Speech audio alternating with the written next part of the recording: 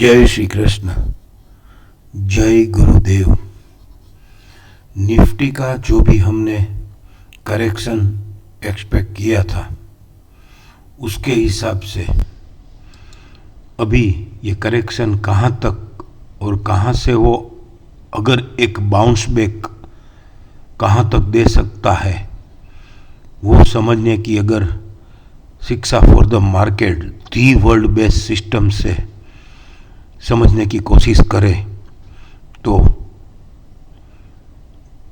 क्यों शिक्षा for the market the world based system है, क्योंकि पहले से हमको समझ में आ जाता है कि यहाँ से यहाँ तक जा सकता है। जैसे जस्ट कल के ही वेबिनार में हमारे पूज्य गुरुदेव श्रीमान हिमांशु शाह ने एचडीएफसी बैंक का जो भी एग्जाम्पल दिया कि 3 वीक पहले से ही मालूम था कि यहाँ से वो टॉप आउट का सिग्नल मिल गया था। वैसे ही अब निफ्टी में कैसे और कहाँ से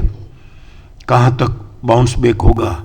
और क्यों होगा वो समझने की कोशिश करते होगा ही, ये कोई बात नहीं है, हम सबको मालूम ही है। ये 20 दिसंबर PCR PCDS FC dark green ladder अकर का प्लान पहले हम उसको वेरीफाई करते हैं। उसका राइजिंग 261 बुल एस्टैब्लिश के घर में इसका राइजिंग 261 वापस ट्रेड नहीं हो रहा है, 2 बार एक्यूमुलेट होके। तो अभी ये इसका WDP 21401 से लेके उसका लोअर बैंड 21389 क्यों इम्पोर्टेंस है और उसकी आज की तारीख में डेली वीकली मंथली में कहाँ तक उसका इम्पोर्टेंस समझ में आ रहा है वो समझे तो फिर बात कुछ बन जाएगी। इसका WDP है 21401 20 दिसंबर 2023 का, उसका राइजिंग 261 ट्रेड नहीं किया था तो उसका लोअर बैंड जो कि आज SGX निफ्टी दिखा भी रहा है गिफ्ट निफ्टी में 170 पॉइंट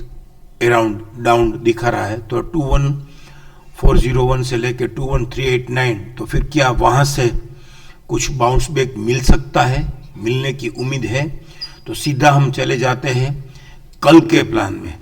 ये कल के प्लान का फुल आरएमएसएल लो जोन, जैसे ही हमने ये आरएमएसएल हायर जोन ये good about justify RMSL higher zone situation में ही रह गया market,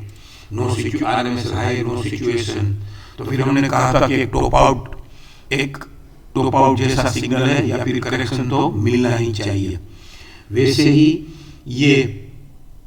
stop and use to by with circle RMSL lower zone में फॉलिंग डिफरेंशियल फॉलिंग टू 61 हो गया और आज भी मार्केट आरएमएसएल लोअर खुलने की तकरीबन एक पॉसिबिलिटी मिल रही है एसजीएक्स निफ्टी से। तो फिर ये जेडब्ल्यूडी 2+2 का जेडब्ल्यूडी राइजिंग में नहीं है, रिस्ट्रिक्टेड रेंज में है।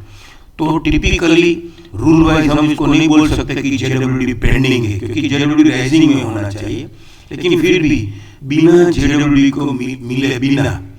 इसका हाई 21851 है और इसका जेडब्ल्यूडी 22028 है और उसका फॉलिंग 261 आ गया और आज भी मार्केट 200 पॉइंट के तकरीबन अगर आरएमएसएल लोअर से खुलता है तो आज का ड्रिफ्टिंग सेल भी शायद ये 429 से लेके 342, अगर 429 आरएमएसएल लोअर से खुलता है 200 पॉइंट नीचे तो फिर ये 342 से एक बाउंस बैक, ये जेडब्ल्यूडी पेंडिंग थियरिकली नहीं गिनते लेकिन प्रैक्टिकली अगर कोशिश करें तो यहां तक का बाउंस बैक की उम्मीद रख सकते हैं। तो 21400 से 21350 का इंपॉर्टेंस हमने डेली में ऐसे समझने की कोशिश की, जो आज यहाँ पे रिफ्लेक्ट हो रहा है उसको हम वीकली में भी समझने की कोशिश करें तो वीकली में भी ये फॉलिंग 100 ये आईसीआरसी खुल के वापिस ये उसने अभी लोअर बैंड तोड़ एक्टिव रेजिस्टेंस लेके सीधा आज लोअर बैंड तोड़ता है तो ड्रिफ्टिंग सेल फॉलिंग 100 हो जाएगा। तो उसका भी फॉलिंग 100 का टीवीएलएस भी 21,349 एक बार के लिए अगर शायद तोड़ भी दे, नहीं तोड़ेगा ऐसा नहीं है,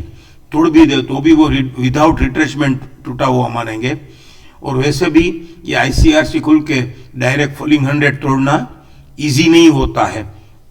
तो 349 शायद ना तोड़े, तो वहां से एक बाउंस बैक की उम्मीद हमको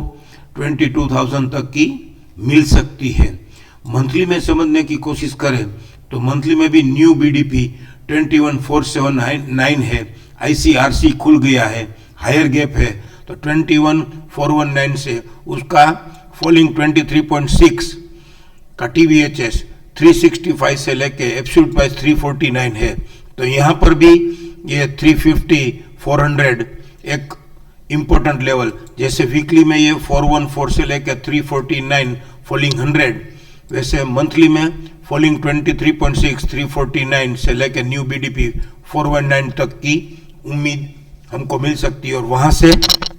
एक बाउंस बैक हम एक्सपेक्ट कर सकते हैं।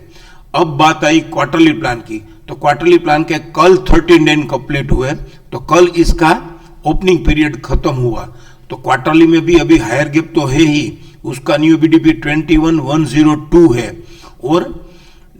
एचिंग द फॉलिंग नाइफ का प्लान है, लेकिन हायर गैप है लेकिन नहीं है, क्यों? क्योंकि अभी मार्केट ओपन ही नहीं हुआ है, रिस्ट्रिक्टेड रेंज है, आईसीआरआर में ही है, तो रिस्ट्रिक्टेड रेंज है, तो अगर मार्केट आईसीएफसी इसका ओपनिंग पीरियड खत्म होने के बाद भी आईसीआरआर है, तो ओपनिंग पीरियड अभी खत्म नहीं हुआ है क्योंकि मार्केट खुला ही नहीं है, तो नहीं खुला है, तो अगर आईसीएफसी खुलता है तो फिर ये 2110 तक जाने की कोशिश करेगा, लेकिन ये बात की लंबी बात है। वैसे हम उसको ईयरली में भी समझने की कोशिश करें तो ईयरली में भी हायर गैप है और उसका न्यू बीडीपी भी 20,627 है, तो ये सब अभी फिलहाल के लिए बैक ऑफ माइंड में रखना है, लेकिन क्या सीधा यहाँ पे जाता है या फिर एक बार ये 21,400 से लेकर 21,350 के पास से एक बाउंस बैक दे के फिर वापस वहां से वो ये क्वार्टरली और ईयरली का और हाफ ईयरली का जो भी गैप है वो फिनिश करेगा, वो फिलअप करेगा, वो हम बाद में समझेंगे।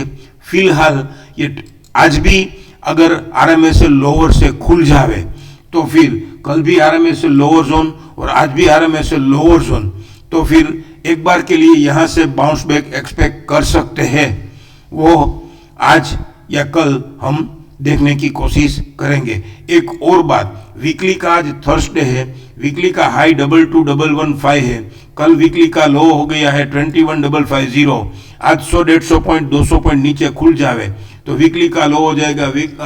21,450 से लेकर 21,350, तो 700-800 पॉइंट की वीकली की रेंज जो भी एक्सपांडेड हो जाएगी, तो क्या तो वीकली यहाँ पे ये लोअर बैंड तोड़ेगा तो भी वो उसकी रेंज फिनिश हो जाएगी और उसकी रेंज एक्सपांडेड हो जाएगी, तो फिर उसके लिए भी उसको रिट्रेस करना पड़ेगा। और मंथली में भी अगर हम समझने की कोशिश करें तो मंथली का हाई है 22,124, जो कि अभी सोशल मीडिया में भी आया था कि 22/1/24 ये राम मंदिर की प्राण प्रतिष्ठा महोत्सव की डेट है और 22/1/24 का ही हाई बन गया, तो वहां से 22/1/24 से इसका लो हो गया 21,550, तो उसका भी तकरीबन 1000 पॉइंट या उसकी रेंज गिने तो ये भी यहाँ से एक बार 20,500 22/1/24 से 21/1/24 तक तो जा सकता है, लेकिन एक बार ये 23.6 जंक्शन तक आके FC20 जंक्शन तक आके वापिस कुछ उसका पुल बैक दे के फिर वो वहां तक जाने की उम्मीद, मंथली की रेंज अभी खत्म नहीं हुई है, मंथली की ATR है तकरीबन उसकी ATR है 927 पॉइंट, तो यहाँ से 22 से लेकर 1000 पॉइंट उसके माइनस कर 22,124 से, तो 21,124 से लेके 21,224 तक उसकी रेंज खत्म होगी, लेकिन उसके लिए अभी एक और वीक बाकी है, मेरे ख्याल से 5-7 दिन बाकी है, तो उसकी बात में करेंगे। लेकिन फिलहाल ये डेली का जो